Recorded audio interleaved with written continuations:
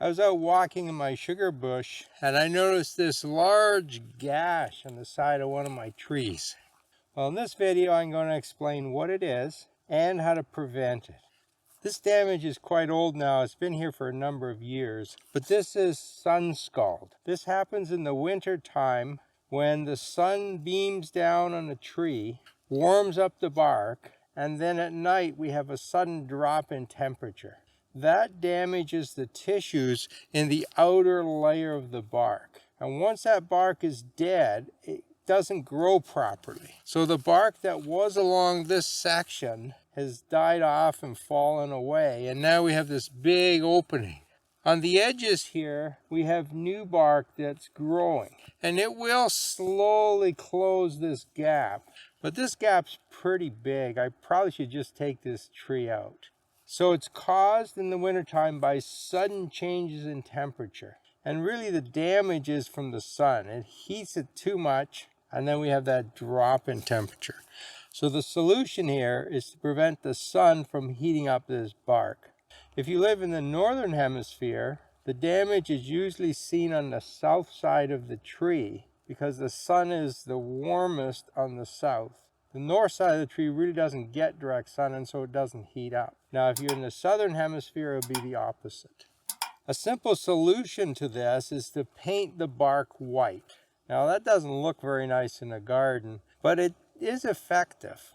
You can also use tree guards. So those white spirally plastic things that you wrap around young trees, that works quite well too. The white reflects the heat away and keeps the bark a little cooler. The other thing that works is black plastic tubing. And I get some of that that's used for drainage, and it's about 4 inches in diameter, and I just put a slit in it. So as the tree grows, the plastic can spread.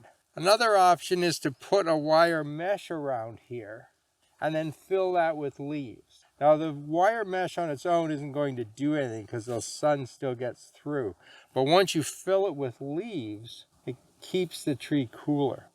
Now if you do that, it's really important to take that away in the spring. Remove the leaves in the summertime so that you don't have wet leaves up against the trunk of the tree.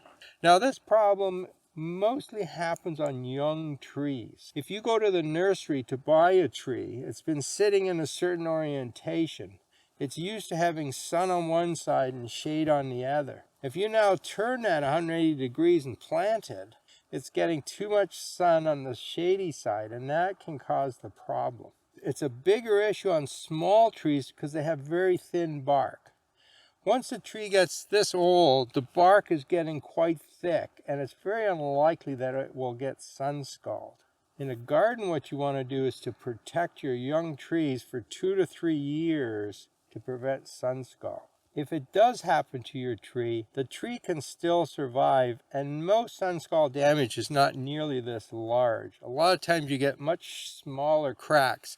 They're narrower and not nearly so long. It won't kill the tree, and in most cases, the tree bark will grow over top of the damage, and in 10 years from now, you won't know it's there. Sun scald is also a bigger issue on deciduous trees because they don't have any leaves to protect this trunk. If this was an evergreen, it would have evergreen branches out here, and the needles would still be on it, and that's shading the trunk. So you rarely see this problem on evergreen. Now, if you do have sun scald, just leave it alone. It knows what to do. If the bark gets very loose along the edges, well, you can take some of that off. But for the most part, just leave it. It will take care of itself. A lot of people suggest getting a knife out and cutting bark off and so on. You're just going to do more damage. Let nature take care of it. If you want to know more about taking care of your trees and shrubs, I've made a whole series of videos, and I'll put a link to those in the top right-hand corner. If you want other suggestions about protecting your trees for the winter, I also have videos in there about that. See you next time.